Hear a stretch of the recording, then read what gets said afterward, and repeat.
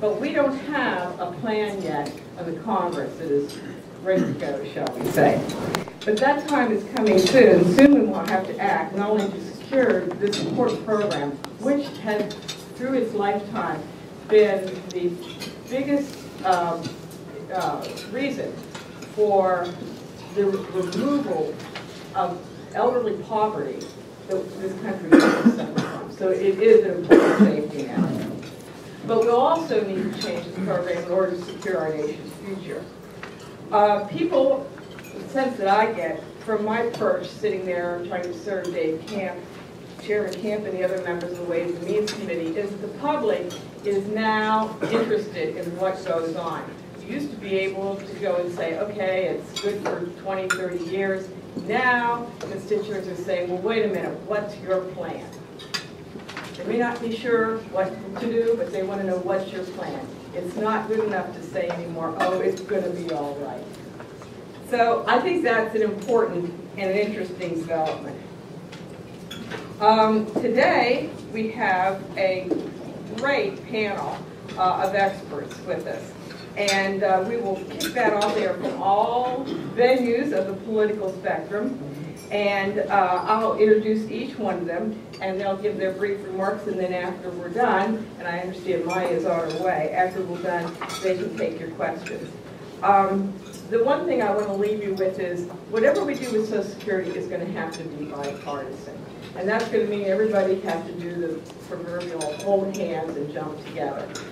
It's an important program. I think after what we saw with health reform, that is how public's going to want it to be. They're going to want it to be a bipartisan effort, and that they expect it to be something that everybody's going to embrace going forward. Now, our first person this morning, our panelist, is my former colleague at SSA, Dr. Andrew Biggs. Andrew was the deputy commissioner. I was a deputy commissioner. So let's make that distinction. So the government doesn't reward merit.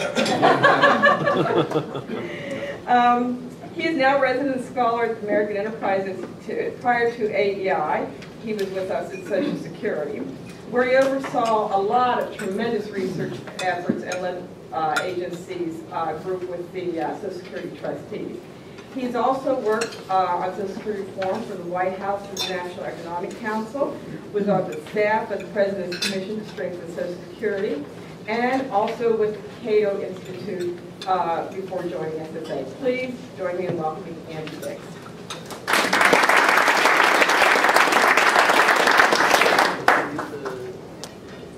If the mic works, it's probably best.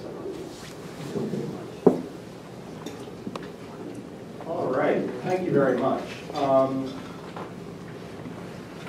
could talk all day on this. So what I'm going to try to do, I'm going to set it, and at some point I'm just going to stop myself. But what I want to do is start in very, very general terms, talking about the problems that we face, and then gradually and narrow down or drill down into stuff that's more specific. When you think of the budget going forward, the budget deficits we face, they're driven almost entirely by entitlement spending.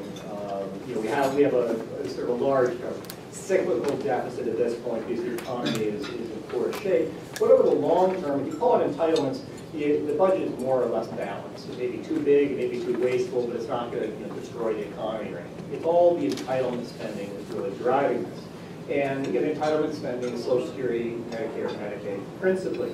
One area where I differ a little bit from the popular narrative is the narrative is that health care is really the biggest problem and Social Security is not really the big one. I tend to divide it a little bit differently in my head, where I divide it between the effects of the aging population, which means more people entering retirement, going on these programs, fewer people support them, and then the effects of rising healthcare spending per person, meaning each person is consuming more healthcare than they used to. If you put the two of them together, it means more people on these programs, each one collecting higher benefits, in the end world growth.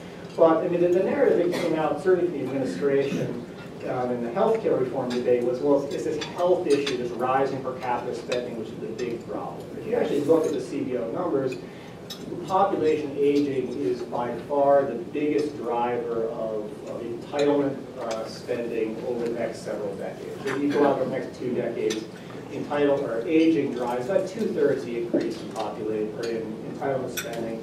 Health, per capita health spending only about 1/3. And the reason for that is that aging accounts for 100% of the cost increase in Social Security, but it also accounts for a good chunk of the cost increase in Medicare and Medicaid, because you have those same retiring baby boomers are applying for all 3 programs. So aging is something I focus on quite a bit, although I readily admit that we need to do a lot on the healthcare side as well. When I think about, an aging population, you know, the basic issue is smaller numbers of workers, smaller populations of workers have to support larger populations of retirees. I mean, it's a pretty simple sort of concept. So if you want to prevent this from just being a zero-sum game where it's a fight between generations, the way to get around that is by making your economy and your population of workers as productive as they possibly can. The more they can produce, the easier it becomes to support those larger populations of retirees without sort of impoverishing the working-age people. And when I think about this, I think there's kind of 3 things that public policy would want people to do when you have an aging population. The first is work more, meaning more people participating in the workforce, more hours per day, more weeks of the year. The second is save more, which means more people participating in, say, 401k or other employer-sponsored pension plans, more people contributing, higher contributions to each. And the third thing is retiring later. The typical person claims Social Security at 62 or 63. If we delayed that, say, to 65, it would have a big impact on the economy and our capacity to support retirees. In this context, it makes it a little bit clearer why, in general, I would like to fix entitlements and Social Security as much on the benefit side and as little on the tax side as possible. Because when I think about, if you, to the degree you fix these programs by raising taxes, you're going to do 3 things. You're going to encourage people to work less because reward from working is smaller. You're going to encourage them to save less because they're going to have less money to save and less need to save because the entitlement program will be larger. And they're going to retire earlier because their Social Security benefits will be higher relative to the after-tax wage they get when working. So just in a broad context, we have 3 goals which I think are pretty reasonable. And when you raise taxes, you're working contrary to all 3 of those things. So we can argue over how big the effect of raising taxes is, but it just seems to me that in general, you want to be moving in the right direction rather than the wrong direction. So my basic take on this is to fix as much of these problems on the outlay side as we possibly can. And I think there's some evidence in terms of how other countries have balanced their budgets that tends to back this up. I did a lot of work over the past 6 months or so looking at how other countries have gotten on top of their budget problems. And there's a lot of research that's been done by academic economists and people at the IMF, the World Bank, the OECD, that shows that countries that try to balance their budgets by reducing spending are both more successful at reducing deficits and debt and produce better outcomes for economic growth than countries that try to balance their budgets by raising taxes. And it's an amazingly broad consensus in the academic literature on this. The countries that try to do it on the spending side tend to be more successful than those that try to do it on the tax side. So this kind of goes with common sense for me. And so I said, okay, in general, I'm a cheapskate on this. I prefer to cut benefits as much as I possibly can. And this, I think, goes, especially for Social Security, even compared to Medicare. And the reason for it is that a reduction in Social Security benefits can easily be replaced by people's private savings. If you cut my Social Security, I'm going to save more in my 401k. Almost all middle and high income people can and will do this. So there's an easy trade-off there. If you cut the Social Security, I save more. That saving is good for me, it's good for the economy, good all around. Medicare, on the other hand, is a lot harder to do that. If we cut your Medicare benefits, it's not easy for you to make up that difference. The way Medicare rules work, if they cut compensation to your doctor, you can't easily make up that difference. It's illegal for you to top up the doctor, so you don't have a choice there. But it's also Medicare is an insurance program. Some people have very high health costs, some people have very low ones. That's much tougher for an individual to prepare for. So when I think about entitlements as a whole, to the degree we're going to raise taxes, I say save that for Medicare where I think it's more appropriate. That's even more reason I think that the Social Security reform should focus as much as possible on just holding down costs. So of the two entitlements, I would focus cost restraints particularly on Social Security. But I think one of the things where Social Security reform goes wrong is they see it solely as a budget problem. They say, okay, we've got this imbalance in the program, we've got to bring it back together. The problem is, if you see it just as a budget problem, there's also this sort of retirement security problem. The Social Security program is not as good as a social insurance or a savings program as it should. As a safety net, it's a leaky safety net. We spend $725 billion a year in this program, and still 10% of seniors retire into poverty. We could eliminate poverty, give everybody a poverty level benefit for less than half of that. So, you know, the way I see it, we want to make, I mean, the phrase I have in my head is sort of lean, clean, and not so mean. So lean means spending the money on the things that we really need to spend the money on. If we want to reduce or prevent poverty in retirement, we can do that. Yesterday, the Peterson Foundation had an event where a bunch of different think tanks produced budget plans. I did the Social Security part for AEIs. And the basic benefit I propose from Social Security would be a flat poverty level benefit going to every retiree, regardless of their earnings, regardless of their labor force participation. It simply says, we are going to ensure that people do not retire in poverty. So nobody's going to get less than the poverty line. Poverty will go from 10% to 0%. But at the same time, nobody's going to get more than the poverty line. To make up the difference for middle and higher income people who need to get higher incomes in retirement, we're going to automatically sign everybody up for a workplace pension plan where they invest 5% or so of their earnings. If you combine this flat poverty level benefit with a 401k investing 5% of earnings, the total benefit coming matches Social Security pretty well in terms of the generosity of benefits, in terms of the sort of progressivity of how people with different income levels are treated. But what you get is a plan that is far more effective at preventing poverty among the elderly, more conducive to savings, better for the economy, more conducive for work and workforce participation than the current system, and does it at a lower cost over time. One of the things we obviously want people to do is retire later, work later. One of the things I propose has really two facets to it, and one would be to increase the early retirement age from 62 to 65, so that people could not claim early. If they're disabled, they could get disability, but we don't want them routinely spending a third of their adult lives in retirement financed by somebody else. So we're going to say you've got to wait till 65 to claim benefits. The sort of economic model I use to project all these things projects that alone would produce an increase in long-term gross domestic product of somewhere around 3%, which in today's terms comes to around $450 billion. That's a number I think that the CBO would probably go along with. That's a huge, huge increase in the amount of money you get. Alongside that, though, I would eliminate the payroll tax for anybody 62 and older. So the two of those things, we're using a carrot and a stick. We're saying, look, you've got to work longer. You can't claim the 62 anymore. But we're going to make it worthwhile for you and for employers to hire you. So we really make it worthwhile for people to stay in the workforce longer. If you put all of that together, you've got a plan with better poverty protection, more conducive to savings, better incentives to delay retirement, and does it at a lot lower cost, which leaves more money for other priorities in the budget, like Medicare, like Medicaid, that are tougher to get onto. I think just to end it, I'll talk a little bit about the prospects for reform. I'll try to do this very quickly. To my mind, I'm an incurable optimist, but I think I'm even cured. I'm actually very pessimistic.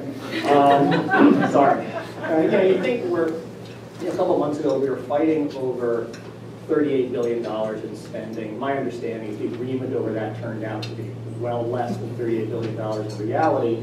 The true amount they should have been fighting over was something around 20 times that much. That's how much you have to cut or increase taxes on an annual basis in order to get us a sustainable footing. If we're practically shutting the government down for $38 billion and we need to be fixing 20 times that much each year, we're in tough shape. So, you know, buy gold, buy canvas. You know, I mean, sooner or later things do get fixed. By God, I'll just be frank and say, I am so scared you think this is the soft landing. We'll have a tough time doing it, but we're going to get a nice transition in. I'm just more and more afraid it'll be the sort of the hard landing, Greece style thing, the idea of our bonds get downgraded and everybody panics and says, we've got to do something now. Now, it will get fixed. It'll just get fixed in a very sloppy way where a lot of people get hurt. So I'd really like to get things done quicker than that, but I'm increasingly pessimistic as well. And on that sour note, I've gone over something. Thank you.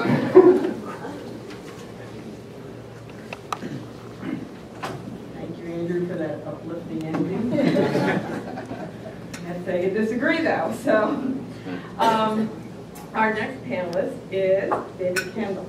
And David and I first did some business together during the Clinton health reform. He was working for Mr. Cooper. I was working for the House Republicans, and I got caught up in that one because they needed somebody who understood numbers. And after we were done with that, I thought, I'll go back to debt limits now. It's easier. But anyway, I'm delighted to see David again. He's now Senior Fellow for Health and Fiscal Policy at Third Way. Before joining Third Way, he was a Senior Fellow at Progressive Policy Institute, which is an affiliate of the PLC. He was there for 15 years. I remember well some of his writings. President Clinton appointed David to the President's Task Force on National Health Care in 1993. Aside from working for Mr. Cooper, he also worked for Michael Andrews of Texas as his LD and Senior Advisor. He also worked for Congressman Jones of Oklahoma, another wonderful person. Please join me then in welcoming David Kendall. Thanks, Margaret. And if we could just work out a deal between the three of us up here on the panel, I think we could do this in a minute. Because I largely agreed with most of what Andrew said. But I wanted to sort of echo something that Margaret started with. If I was going to offer a PowerPoint, this would have been my first slide. My brother-in-law announced his engagement by sending out a photo of he and his fiancée caught in midair as they leapt off the railing of a balcony. I assume I wasn't there, probably landing on a trampoline. It was a perfect picture. It was a very dramatic picture because it represented the leap of faith that's involved in starting a marriage. Well, a leap of faith is going to be involved in starting Social Security reform. It's going to take a group of Republicans and Democrats sitting down together, working out a deal, figuring out how to defend it, and going out and selling it. Maybe you like the Gang of Six, now the Gang of Five, maybe another commission. I don't know how it's going to happen, but so before there's an engagement, there has to be some dating. The advantages of getting together over healthcare, advantages of getting together over living alone, could not be clearer than it is after Tuesday's election. One party can reform an entitlement program alone if you're adding benefits, but two parties are necessary to reduce benefits. So let me talk about just first what would make a romance attractive to Democrats. Then, what Democrats could bring to a relationship, and finally, how the two parties could consummate the deal. Making Social Security reform attractive to Democrats may seem futile. It's true that there's a debate in the Democratic Party over whether to put off Social Security as a long-term financing problems, or some say we should do it now or do it soon, but we don't know exactly when. So I want to talk about that second group, those who say do it soon, but are not sure when. The procrastinators may actually get some religion after the deal develops, but any long-term relationship is going to start with those who have their eyes squarely on the future. So there are at least four progressive arguments for reforming Social Security. First of all, without reform, entitlement spending will crowd out public defenses. Second, delaying reform will cost money. Reform can reduce or even eliminate poverty amongst the elderly, as Andrew so aptly pointed out. And finally, reform can fix Social Security forever. So let me take those one by one. The impact of entitlements on public investment can be summarized by two numbers, 46 cents and 70 cents. In 1990, 46 cents of every federal dollar was spent on Medicare, Medicaid, Social Security, and investment interest on the debt. In 2030, that's going to be 70 cents. Winning the economic future depends on progressive public investments, innovation, children's health care, education, research, teen pregnancy prevention, space exploration, and infrastructure.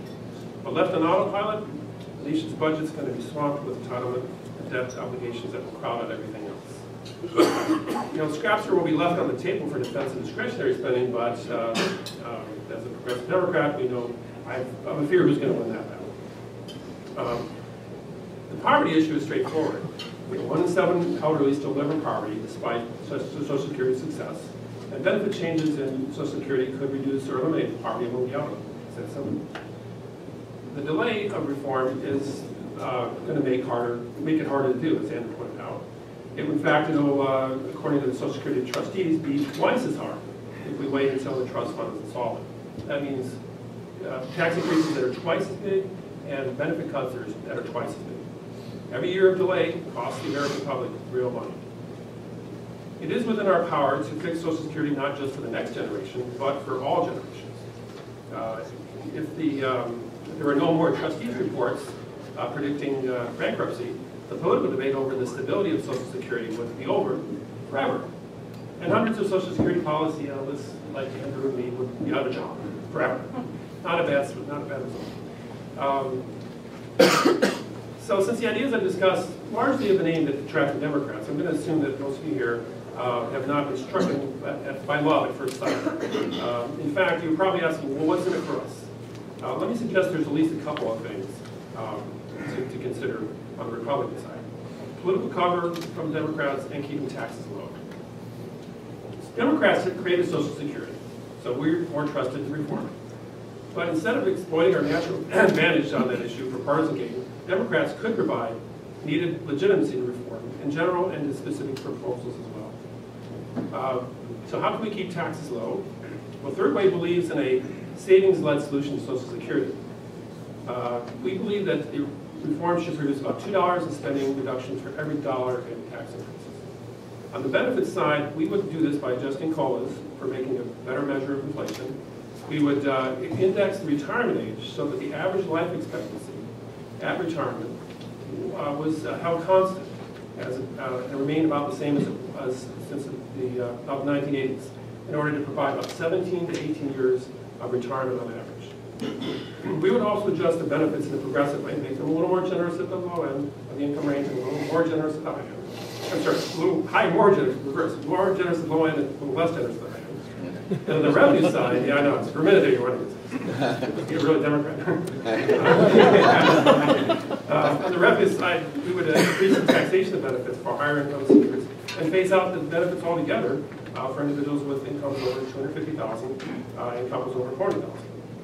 In addition, we would increase the taxable limit on incomes so that the limit covers, once again, about 90% of workers' wages. We think that keeping the benefit changes to a minimum while also making them more progressive will show that reform does not require a huge tax increase. Moreover, we need to keep the spotlight on the threat of public entitlement spending that it poses to public investment. Our approach, which is similar to the bipartisan fiscal commission proposal, doesn't eliminate the need for a tax increase, but it is a strong counter to the revenue-only solutions from the far left. So how can we consummate a deal? The Social Security plan we'll hear about shortly from Senator Lindsey Graham has a lot of the virtues that will appeal to forward-thinking Democrats. There's less consumption spending that leaves room for public investment. It gives more progressive benefits, and it's a permanent fix. Moreover, it doesn't do anything to privatize Social Security. But it's not balanced with any kind of revenue increase. I'd like to see this as an opening bid for developing a long-term relationship. But there needs to be a stronger acknowledgement that the two sides can actually get together. So when might this happen? Well, sooner or later, Washington is going to face a mandate from the American people and the international markets to actually reduce its long-term structural debt. This mandate, as Andrew indicated, would be the result of a fiscal or economic crisis. But one way to avoid this is to adopt the spirit of compromise that the public clearly wants to see now on budget issues. A big budget deal on entitlements and taxes may not, unfortunately, happen before the next year's election. But both sides can start now by talking about a you give, we give approach. For example, Democrats could give on federal pensions, as Third Way is proposed and the Vice President's group is considering. And then Republicans could give on closing some tax loopholes. But what's clear is the alternatives won't work. Spending cut solutions only produce unsustainable cuts in basic government like air traffic control and the FBI. And taxing the rich doesn't work because the rich don't have that much money. We just released a report on that this morning. So, most marriages work on an I give, you give solutions. And although my marriage, my wife tells me what I'm supposed to give. So regardless of what ends up sparking a relationship over Social Security, let's maybe make a plan in a couple of years to get together and celebrate a bipartisan solution to saving Social Security. Thank you. Thank you, David. I never heard Social Security discussed in romantic terms. We've been in domestic court a couple times with restraining orders for doing this. And now we'll turn to Maya MacGuineas. Maya and I both are graduates of a very special thing. We're both graduates of I'm a former graduate of the Bill Frenzel School of Wry Humor, Lucid Public Policy, and great doodling, and that's always been a joy. But Maya also is president of the Committee for Responsible Federal Budget and director of the New Policy Program at the New American Foundation.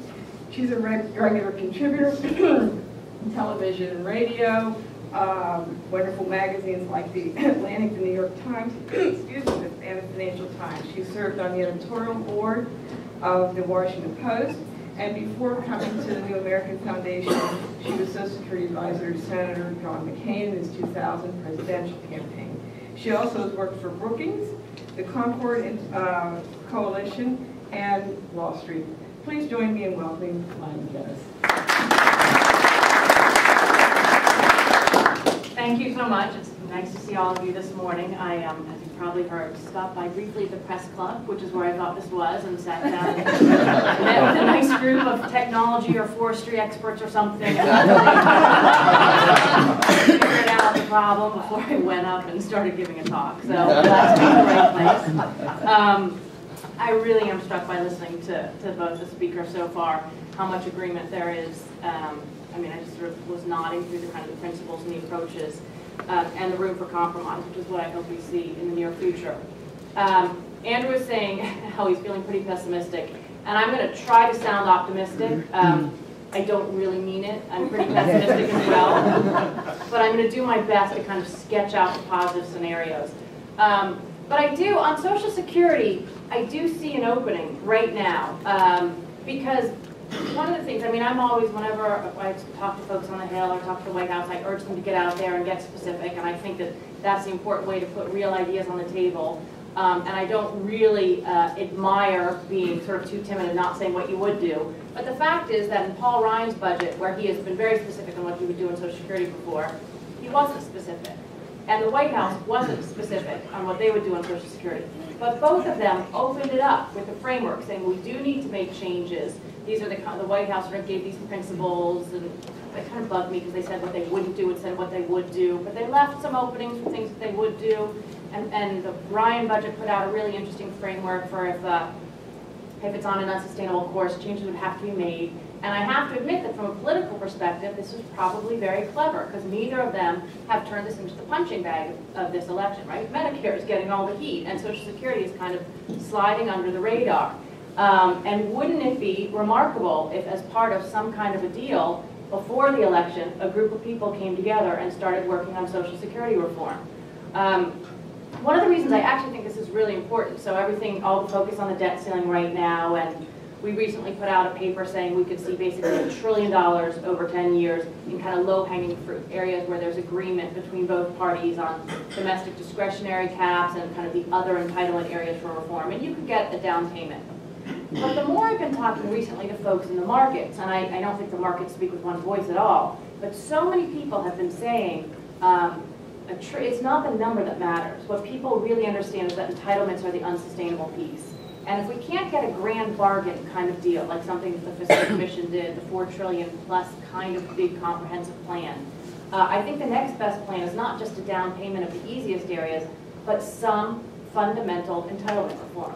And that's what I think would be reassuring, that the U.S. can actually do something hard. Because one of the risks is that if this Biden process, and I don't want to stop them, because if they can find $1 trillion in savings, that's terrific.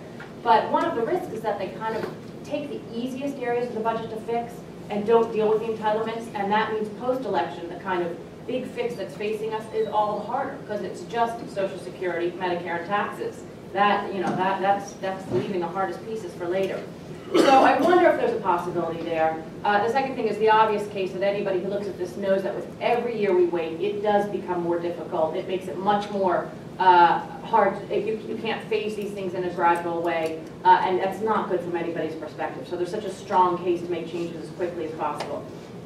I also think, as everybody has sort of pointed out, Social Security really is the easier one. I remember when I was in graduate school focusing on fiscal policy and the deficit was eliminated.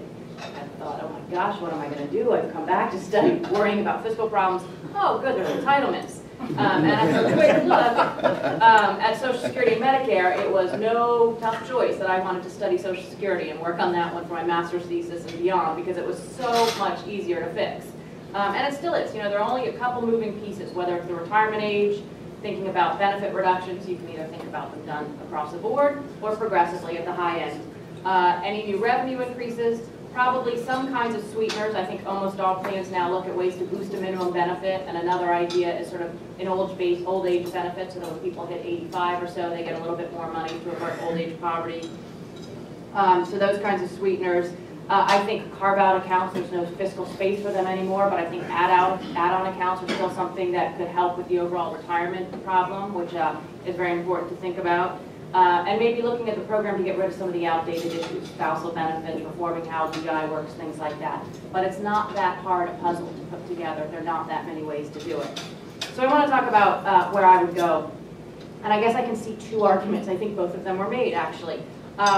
My personal preference is to do as much of this as possible on the spending side.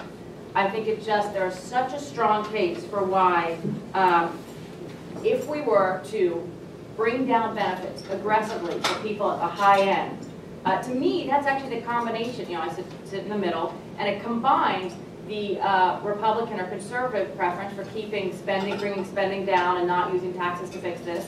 And it combines the progressive perspective of making a program more progressive. The problem, of course, and you usually run into this on the left, is that there's such resistance to means testing or calling it something less jarring, but slowing the growth of benefits for high-income people, because people worry that will undermine the support for the system. You know, a program that's just for the poor is a poor program. We haven't seen evidence of that in the past. The fastest growing programs have been Medicaid and EITCs, that are actually programs for low-income people.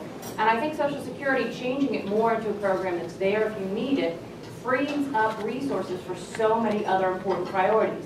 You really have to look at it this way. Would you rather spend $1 on somebody who doesn't necessarily need it in retirement, or we could battle it out? Do we want to use that dollar to fix the deficit, cut taxes, or spend more on safety net programs and public investments? I would pretty much take any of those as opposed to using for retirement benefits for somebody who doesn't need it. I made the unfortunate story or case recently. I was meeting with a very progressive congressman, and I always I like to use my father as the punching bag for Social Security benefits for people who don't need it. So I said this story. I said, you know, why do we need to give benefits to people who don't need them, like my father, who is, you know, always traveling around the country. Right now he's on a trip to Cuba, and the guy's face fell. And I said, oh my gosh, you're still not allowed to go to Cuba, are you? Turns out you're not. So I'm doubly annoyed at this story. I really need to pick a new poster child to go after. But to me, there's such a strong case for making Social Security more progressive through benefit reductions. I would also go look towards the retirement age, because it's not just about saving money for Social Security. It's good for the economy. So when we think about budgetary issues, it can so easily become kind of just a mathematical thing, getting the numbers to add up. But the fiscal consolidation efforts we're going to have to go through in this country are going to be immensely challenging. They could have a very damaging effect on the economy, not as damaging as doing nothing, because a huge debt overhang is such a large threat, but you want to do it in a way that's smart. That means if you raise any revenues for Social Security or something else, you want to do it in a way that fundamentally reforms the tax code and doesn't harm the economy. If and when you cut spending, you want to protect productive investments as much as possible. Another thing that's consistent with economic growth and good fiscal policy is raising the retirement age, because it helps keep people in the labor market longer, and that's going to be one of the challenges we have for growth going forward. So finding ways to be more flexible and encouraging people to work longer. I think Andrew's right about not having payroll tax after 62. Those are policies that are kind of the twofers out there. So I think that's another important issue. At the same time that I would fix as much of it as possible through benefit cuts for the well-off and raising the retirement age, I would reform the payroll tax, not necessarily in a way that raises revenues, but in a way that does make it more progressive, because I think that that's one of the ways that you could get more progressives bought into a plan for reform, because the payroll tax is a tax that's very regressive, that hits people in the first dollar. You could work in an overall reform of the tax that could be consistent with building a larger group of support. So that's my preference: raise the retirement age, cut benefits as much as possible to high end. There's three models for that, really. Slow the growth of benefits, give a flat rate benefit, or give no benefit at the high end at all. There's pros and cons of all of them. I would have no benefit if possible, though it does harm work incentives somewhat. The flat benefit's probably the easiest to do. And I think slowing the growth may be the one that you sort of gradually get into this area of reducing benefits progressively. That all said, we're not going to pass a Social Security plan that's benefit cuts only anytime soon. We're just not. And so the problem with sort of my preference, or this focus on fixing Social Security on one side only, is that it means delay will cause so many years of loss, it's not at all clear when we get a deal done.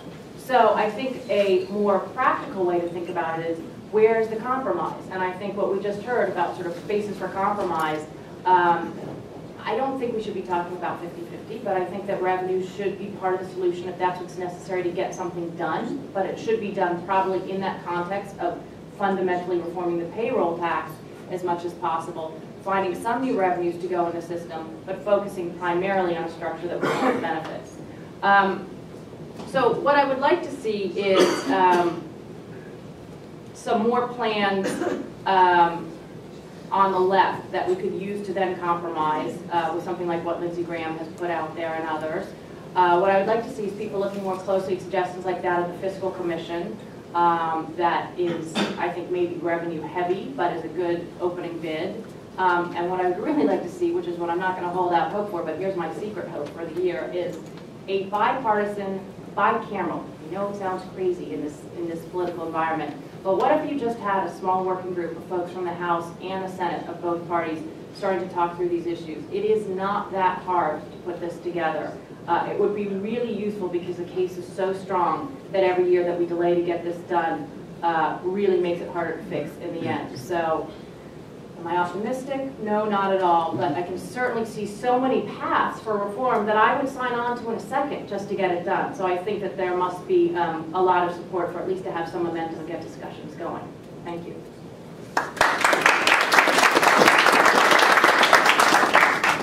Well, now it's your turn. Questions? Thanks, Margaret. I'm a father of a disabled child, special needs child. I've seen the system, the sausage. Ask any one of us who's been through it. We could give you some simple reform that everyone would agree on. Second, especially on the savings side, it prohibits any special needs child that is capable of working from ever earning any money. Second, as far as what's real in terms of my income, every year that child will either cost me $20,000 or $100,000. So there's got to be, this means testing has to be, especially with its dependents, has to be reformed. Second, I see the big think tanks out there, and yet you really don't include those institutions that have had the best knowledge in terms of turning wards of state into productive citizens. Not. I mean, there are a number of them out there. And they have the best knowledge, because we are still right now for the disabled in the 1930s in terms of employment. That's the level we are currently at. To find a political solution, if you use a disabled model, the Social Security side of it, politically, will never have the same resonance as the disabled. Use the disabled as the catalyst for the change, because the American public will always, in its charitable nature, fall in line if you have a number of people, whether it's veterans, the elderly, and you use that as the catalyst because you can find a reform there. And just the reforming sufficiency of Social Security. What's the definition of savings just there? So, you know, as someone who's spent the past 50-odd years working with the disabled side of this financial question, include those groups in your discussion, you'll find the political will to get your solution. I'm going to have to leave in a couple minutes after you go testify. Just a quick thought on disability. I mean, and you're right, it doesn't get touched on enough. In the proposals we put together for the Peterson Foundation, I included some material on disability. My gut though on disability is it's a little bit like prevention on healthcare side, in the sense that you can fix it to make it a better program. I don't think it's going to save the taxpayer a ton of money. Once people go on disability, Social Security disability, they almost never get off. And the reason is that, you know, if you earn just a little bit of money, you get basically booted off the program. So we do total disability, we don't do partial disability, and that locks people into a bad state of affairs. The problem, though, is if you start doing partial disability, well, in a sense, that's going to encourage the disabled to work more, and that's good for them. It's also going to encourage more people to claim disability. The people who are on the margins are now going to claim more. You may doubt it, but I don't have a ton of doubt that you're going to get more people claiming. So you play that off in the money sense. It may be good policy to do. The same prevention is good policy on healthcare. I would be reluctant to say how much money you're going to save by doing it. So I don't know. It deserves more attention than it's gotten. But that's my worry. Any other comment? Dale? Good morning. Thank you. I really appreciate the ideas here. I want to go to the other side of my friend Rick's point, and that is, how do we avoid making this a generational conflict? I have two daughters in their late 30s, and I certainly want the best for them. They are totally sanguine about never seeing Social Security. And so if we're going to save this program, how do we make sure that folks like me, who are already collecting, are with progressive ideas, which I totally support, are not, fighting our children over adding to the program. What ideas do you have about the sort of the PR psychological side of this? I think it's a great opportunity for Democrats. I mean, younger voters don't think it's going to be there. Reforming will mean it is there. So that's a natural advantage. As far as the baby boomer generation problem, I don't know. I think we've kind of lost. We lost that 2000, frankly. We were sort of saving for Social Security, and then we kind of weren't. I think that's why another argument you should do as much on the benefit side as possible. I think that sort of protecting people who are already on Social Security is in general a good idea, but everyone's going to take some sacrifice. So I think that's why we support doing the inflation of it. It's a small hit on current beneficiaries.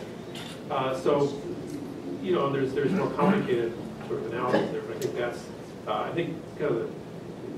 the ship has already passed almost, unfortunately, because we kind of lost that opportunity. So the important thing is to protect it for kids who don't think it's going to be there, tomorrow. I think that's a great question, because it's one of those elephants in the room that nobody wants to talk about, the generational kind of trade-offs in this whole fiscal fix. And there's one group that's at the table, seniors, and there's one group that just refuses to come to the table, young people. I started off in this world in my 20s, sort of working on there was a group, Third Millennium, which tried to get young people involved in fiscal issues. We had 11 members. It was we went up against the AARP as often as possible, but nobody heard us. And that's how it's probably going to be for some time. And if you look at what the political promises are, you start every conversation about how we're not going to touch current retirees, and everybody nods, that's okay, never mind my father, don't tell a story, but and it's always been we're not going to touch people under 55, and that's been, how long has that been a promise now? 10 years, right? So if we had fixed this a while ago, at least we would have had some of the baby booms who were involved in the fix. And then when we finally get to this, we'll water that down, because somebody will say, well, nobody over 45. Well, 40, and it's going to be zero. There's no one alive today is going to be affected. It's going to be sort of this huge unraveling of all the political promises. So, and then I think the other point of that is once the baby boomers are fully in retirement, there will be a lot more asks. The pressure will not just be how do you have Social Security and Medicare contribute to the fiscal fix, which they obviously have to because they're the fastest growing programs and they're the most pressure on the budget. It will be how do we keep them from expanding more. I mean, there has been no inflation. There was I'm not sure if you talked about this before I came in, but there was an excessive bump up in Social Security benefits and then no inflation, so we didn't have COLA adjustments, so benefits didn't catch up. And before that statement had been made, there are multiple offers on the floor to offer special $250 checks to seniors. You don't hear those kinds of promises to investments in the next generation. You just don't. So it's a terrific question to which I have no answer. I'm really worried about it. And it's considered impolite to sort of talk about this as generational tensions.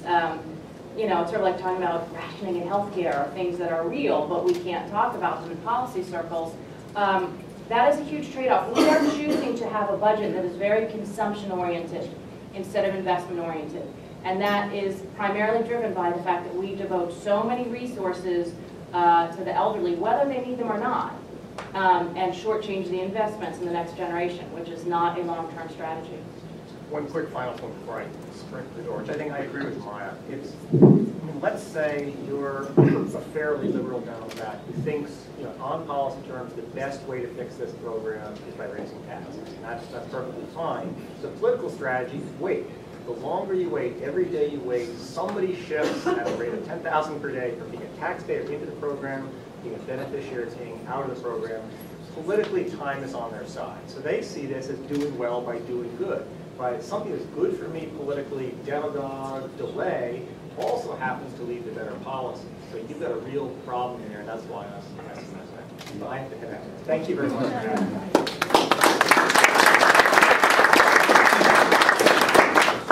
Thank you, panel. One comment on the generational thing. I took a break from being a Ways and Means staffer. I taught for a while. And the kids would come into my economic class and say, Ms. Hostetler, there's something wrong with my paycheck. No,